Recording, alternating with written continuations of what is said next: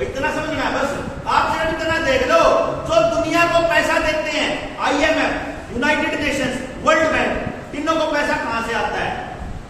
Rothschild family से। वही Rothschild family पूरी दुनिया के बैंक कंट्रोल करती है।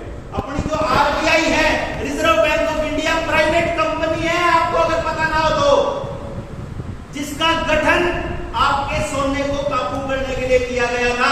और जब नरेंद्र मोदी प्रधानमंत्री बना 2014 में, मई के अंदर प्रधानमंत्री की शपथ ली थी और जुलाई के अंदर 2 महीने बाद 200 टन सोना इंग्लैंड में चला अपनी ताजपोशी की रिश्वत के तौर पे, उसी रॉथस्चाइल्ड फैमिली को। लेकिन किसी को ख्याल ही नहीं है, उस टाइम तो गोडी चल रहा था सब जगह। इस 5G का खेल समझ लियो। जितने CCTV कैमरे लगन लग रहे हैं, ये आपके सोशल क्रेडिट स्कोर के लिए लगन लग रहे हैं। घर से बाहर निकलोगे, अभी लॉकडाउन के दौरान, पिछले लॉकडाउन में आपके ऊपर काबू करने के लिए पुलिस बैठाई थी लोगों ने। लेकिन पुलिस क्योंकि हमारे बीच के बालक थे, उन बात समझावा दे, उनके समझ में आन लगी, धीरे धीरे माहौल खुल गया।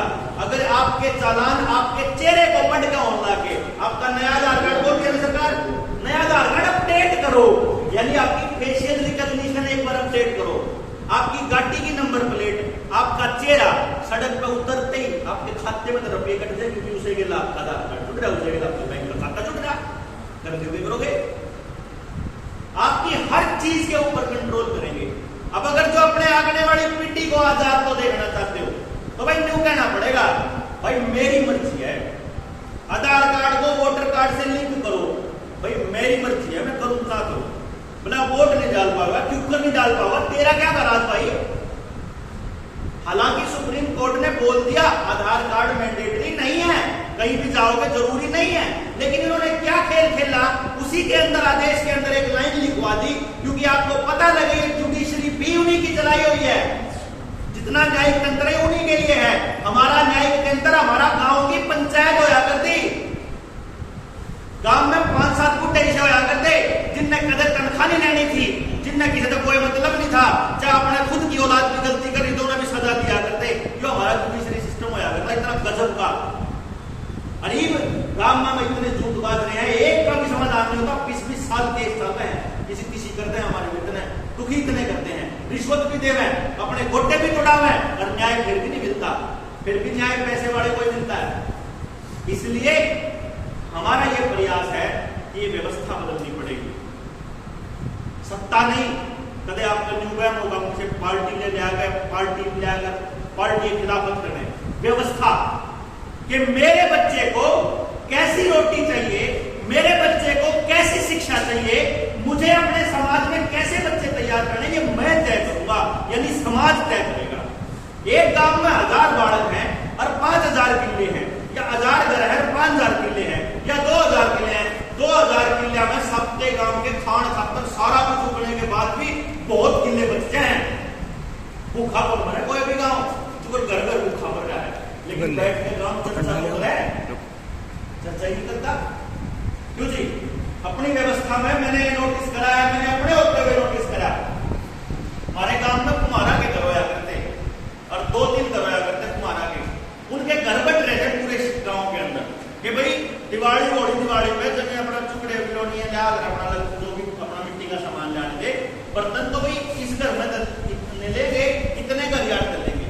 एक तीसरा घर आ गया, चौथा घर, मतलब जो घर स्थापित होया, कोई आ गया परिवार आकर गांव में रहने लग गया, बुढ़े ने बैठ के प्लानिंग करी, भाई बालक इसके भी हैं, पढ़ने इसके भी चाहिए, तो एक काम करो, तेरे 5-7 घर, तेरे 5-7 घर, तेरे 5-7 घर बिस्तर दे दो, क्योंकि रोटी खा लेगा, क्या दिक्कत है, क्यों जी।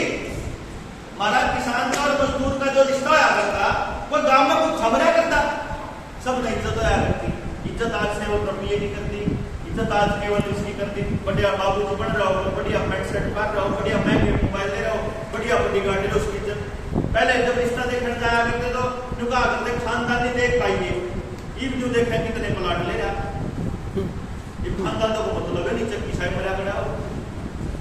समाज के अंदर जो व्यवस्था इन लोगों ने बदली, अपने को बैठ के उस व्यवस्था पे चर्चा करनी पड़ेगी। एक बात तो समझ लीजिएगा, अगर मेरी बात का आप लोगों तक मेरा मैसेज पहुंच पाए तो बस इतना समझ लीजिएगा कि बाहर का कोई आदमी आपकी व्यवस्था को बदलने दिन नहीं आएगा।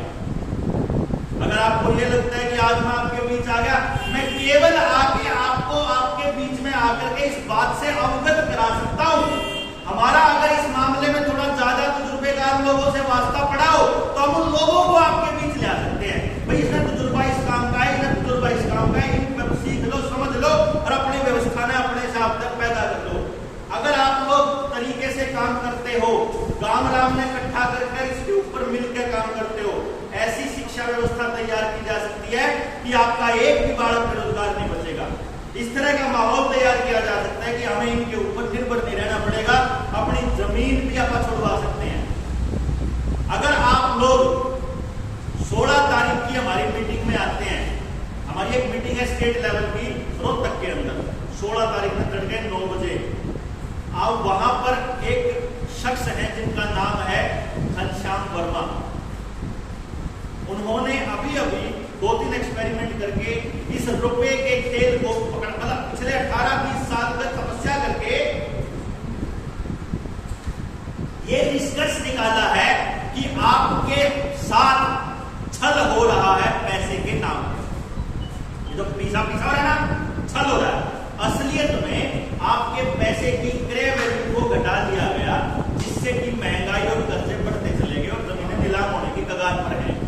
अगर आप लोग आते हैं तो आपको यकीन के साथ एक बात कह सकते हैं कि यदि आपके पास कोई ऐसा व्यक्ति है जिसके ऊपर करोड़ों रुपए का कर्जा हो या लाखों रुपए का 10 लाख 20 लाख का कर्जा हो, तो और अगर वो तैयार हो फाइट करने के लिए, तो वो आदमी या हम लोग मिलकर जनता सरकार मोर्चा वालों का कर्जा वापस बांटा गया। कैसे, इसको समझने के लिए आपको उड़ाना पड़ेगा। समझ गए ना बात? मतलब ये जो रुपए का खेल है, मैं आपको मोटा मोटा तौर पर बता दूं कि आज जो रुपए की जो वैल्यू है, इसको इतना डिवेल्युएट कर दिया गया कि इस रुपये में कुछ आता ही नहीं। लेकिन रियलिटी में जो रुपए का स्टैंडर्ड है, उसके हिसाब से हमारा 1 रुपए की कीमत उतनी है जितनी 777 मिलीग्राम सोने की होती है। और वो आज के अवैध रुपए के हिसाब से लगभग 4000 है। यानी अगर किसी का 40,000 का लोन हो तो मात्र 10 रुपए में चुकाया जा सकता है। किसी का 4 लाख का लोन हो तो 1000 रुपए में, और किसी का 40 लाख का हो तो मात्र 10,000 रुपए में चुकाया जा सकता है कानूनन। तो जितने जमींदार हैं, अभी लखीमपुर खीरी के अंदर उन्होंने करोड़ों रुपए की वसूली को रुकवा दिया गया इसी बात के कानून में केस करके कि तुम मुझे कोर्ट के, उसके पास आरबीआई के बकायदा दस्तावेज है, 18 साल में करके निकाला। मेरा कहने का मतलब क्या है, ये तो एक छोटी सी चीज है। अगर आपका गामरा में आकर के इस लड़ाई के अंदर साथ आता है जनता सरकार मोर्चा के, तो आप अपनी व्यवस्था तैयार कैसे करो, इसके ऊपर आपके ही नौजवानों को तैयार करेंगे। मतलब समझ गए? हमें इसे पार्टीबाजी से कोई मतलब नहीं। दूसरा, हम आपके गांव के लिए कुछ नहीं करेंगे, आपको ही अपने गांव के लिए करना पड़ेगा। गांव आपका, बच्चे आपके, समस्या आपकी, समाधान आप करोगे। बार बार आदमी कोई आवेगा तो सौदेबाजी करेगा, भाई मैं आगे ठेका ऊपर ले लूंगा, काम का लट दूंगा, मैं सुधारूंगा। जब कोई और क्यों सुधारेगा? किसी ने ठेका ले रखा, जिनके बाढ़ गए जिनकी अगली पीढ़ी करवा दो, उन्हें मतलब नहीं, हमने भी ठेका ले रखा भाई। समझे भाई? तो आप लोगों से मेरी गुजारिश ये है कि अगर आप लोग इन बच्चों के साथ मिल गए, ये आशीष और कुलदीप है जो, और जो साथी दिल्ली वाले बैठे हैं, सोमनाथ है, मैडम है, और जितने साथी हैं, बहुत खड़ा है, अगर आप लोग इन साथियों में इनकी मदद करके आप गांव से लोगों को अगर निकाल सकते हैं, अगर रोहतक आ सकते हैं, मान लो आपकी व्यवस्था नहीं बनती, कोई बात नहीं, आप नाम इकट्ठा कर लो, फिर आ जाए 16 के बाद, भला आप दुनिया की आपने आना ही पड़ेगा।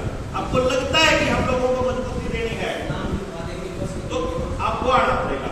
दूसरी बात, ये आप नाम लिखवा देना, उसका इंतजाम बाकी आपसे संपर्क करके ये लोग कर लेंगे कि कैसे जाना है, और साथियों को मोटिवेट करना है।